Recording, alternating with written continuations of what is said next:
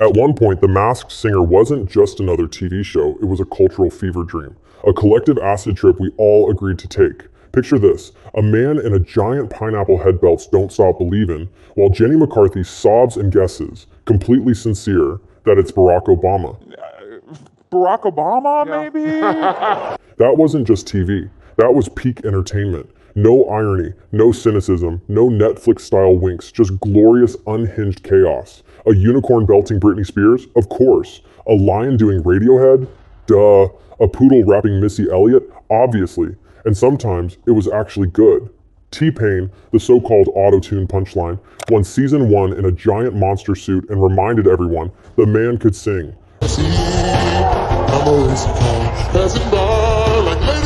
Real talent, wrapped in glittery nonsense. Plot twist, The Masked Singer had taste. Once. It was camp but committed, dumb but never lazy, nonsense but our nonsense. Why did we love it? Because it gave us what modern TV fears. Pure, unapologetic escapism. No politics, no trauma, no Seacrest, just high-octane absurdity for one beautiful hour. In a world of crime procedurals, reboots, and slick talent shows, The Masked Singer was the neon glitter bomb we didn't know we needed.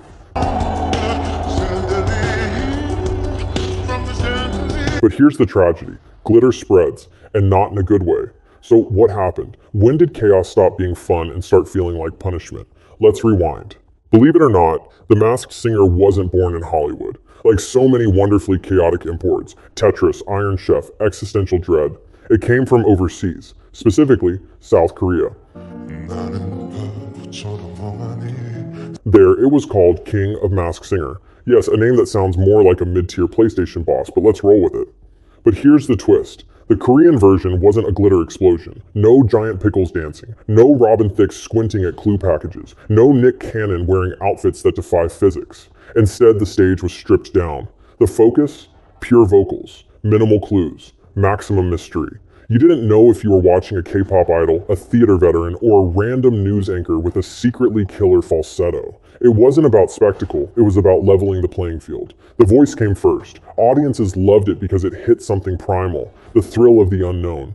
That delicious, ancient human impulse. Wait, could it really be them?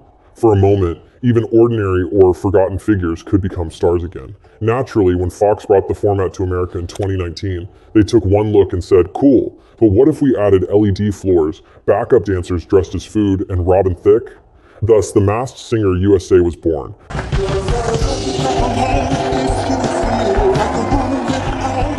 A full-blown sensory overload of fursuits, fireworks, and whatever Nick Cannon thinks is high fashion.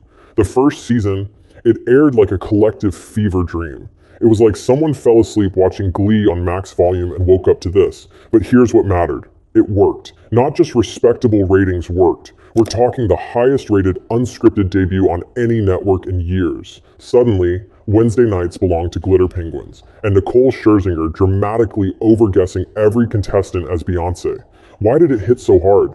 Because in a media world engineered by algorithms, where every beat and twist is pre-tested, The Masked Singer gave us something rare, unpredictable, human chaos. The reveals were shocking, the guessing game was fresh, the absurdity had heart. You wanted to know, could they really convince Seal to wear a leopard unitard? Would a Grammy winner really sing Smash Mouth through a giant bird head? The answer, yes. Yes, they would. It wasn't just who's under the mask, it was how far will they push this glorious nonsense and somehow make it work. But, and here's where we plant the seed, even the brightest glitter starts to dull. And soon, The Masked Singer wasn't evolving, it was inflating. Ready? Let's look at where the cracks began. Decay doesn't announce itself, it doesn't arrive with sirens blaring. It slips in quietly, behind the confetti while everyone's still clapping. And The Masked Singer? It started crumbling long before most of us noticed. Let's start with the panel. In season 1, the guessing game was part of the charm. Sure, the theories were goofy, but they had some logic.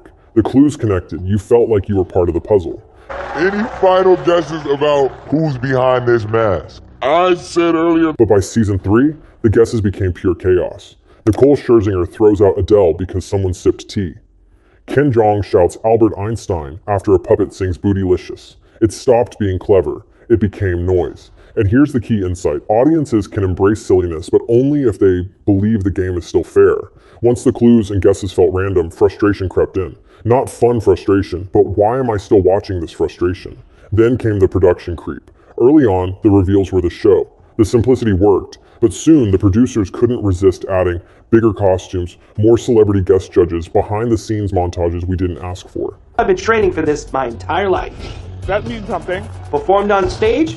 Check. Suddenly, you're watching a backstage shot of a flamingo doing yoga or a disco ball meditating. Moments designed to fill time, not spark joy.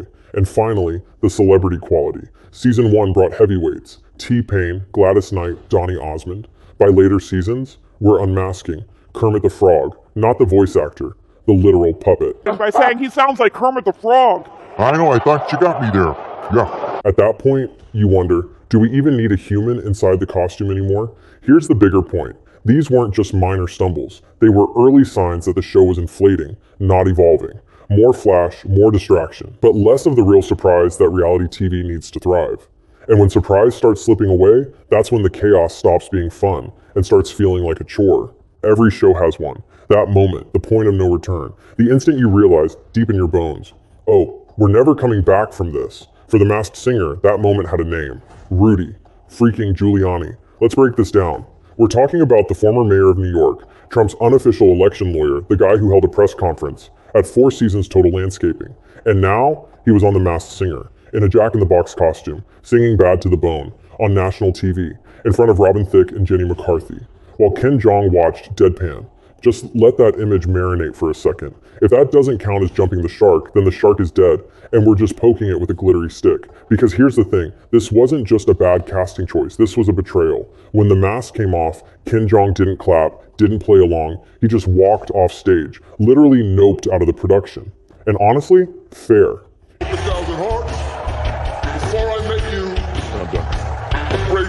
Here's the deeper insight. Audiences can forgive dumb fun. They can even forgive desperate formulaic fun. But what they can't forgive is when the show stops pretending to care. This wasn't about entertainment anymore. This was outrage bait. Controversy for the sake of headlines. When you start booking guests not because they're beloved or iconic, but because they'll stir up drama on Twitter, you're no longer making television. You're manufacturing rage clicks. And the internet knew it. Twitter, Reddit, meme accounts, they weren't laughing or guessing. They were recoiling. Even the snarkiest corners of the web looked up from their phones and said, wait, why is this happening? When your surprise twist makes your own panelist walk out, you're not edgy. You're out of touch. Producers tried to spin it. It's about celebrating all kinds of public figures. Ah, yes, truly inspiring. What's next? The Zodiac Killer on Dancing with the Stars. The Giuliani moment wasn't just a PR disaster. It was the moment the mask, the real mask, came off. The illusion shattered. The illusion that this was still about fun or music or the thrill of wondering, wait, is that Patti LaBelle or just my sleep paralysis demon in a flamingo suit? After Giuliani, there was no going back. No reset button. No amount of glitter could cover up the smell of clout chasing. That was the moment the show crossed from the Masked Singer to the masked spectacle. And we all knew it. Let's play a game. I'll describe an episode of The Masked Singer, and you tell me which season it's from. A sparkly animal with LED eyes performs a nostalgic pop hit. Ken Jeong guesses Björk. Jenny McCarthy says, I know exactly who this is. Spoiler, she doesn't. The clue package is a chaotic jumble of cereal boxes, roller skates, and a blurry screenshot from Sharknado 3. The reveal? Some B-list actor who once guest starred on NCIS Hawaii. Which season? Trick question. All of them. That's the problem. What once felt fresh, chaotic, and unpredictable now feels formulaic, polished, and, worst of all, pointless. Podcast is always Mr. Right. You don't watch The Masked Singer to be surprised anymore. You watch it the way people rewatch Friends, as harmless, comforting background noise wrapped in sequence. The guessing game? It's become performance art, and not the cool kind. The kind where someone smears peanut butter on their face and calls it late-stage capitalism. Audience reactions? Clearly filmed months in advance. Performances? Buried under layers of auto-tune CGI and pyrotechnics. Costumes? Once jaw-dropping camp masterpieces now look like an AI-generated mashup of rave flyers and Furby nightmares. So hold tight, oh baby, hold tight. And let's talk casting. We've entered the, well, technically their famous phase. Remember when the big twist was Gladys Knight? Now it's surprise. It's the guy who voiced the talking dog in that one State Farm ad from 2014.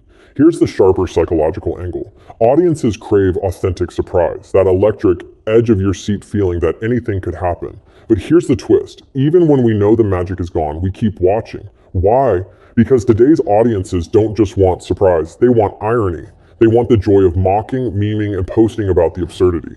We're no longer just viewers, we're performers ourselves, performing online as the disillusioned audience. Tweeting sarcastic live reactions, sharing clips just to roast them, turning every predictable reveal into an ironic viral moment. In a way, the show's predictability feeds a whole new form of entertainment, the meta game of laughing at the show instead of with it. And instead of innovating, The Masked Singer doubled down on gimmicks. Battle Royale night, Mega Mask Face-Off, Wildcard Playoff Redemption Extravaganza. It's like watching the Hunger Games, but for washed-up celebrities. Here's the thing, the absurdity itself isn't the issue. We like absurdity. We thrive on absurdity. The problem is the absurdity now feels forced, sanitized. Advertiser-approved sparkle designed to chase hashtags, not genuine moments. You can almost hear the production meeting. Let's make sure we include hashtag Mask Singer Surprise in the lower third. Synergy. What's missing is the soul, the organic, unpredictable weirdness that made people fall in love with the show. Now all that's left is a glossy, hollow loop, a disco llama lip-syncing to a Black Eyed Peas song while Robin Thicke fake laughs. Even the show itself seems to know it's stale. And maybe that's the worst part. Not that it's absurd, but that it's okay with being predictably absurd. So, is The Masked Singer beyond saving? Honestly, probably. But let's pretend. What would it take? Strip it down. Not literally, no one needs more Nick Cannon abs. Cut the overproduction, stop casting people just because they went viral in 2015. And for the love of Beyonce, let the singers actually sing, without 6 layers of auto-tune and smoke machines. Bring back the mystery, the real surprise, the charm that made us sit up and say, wait, is that who I think it is?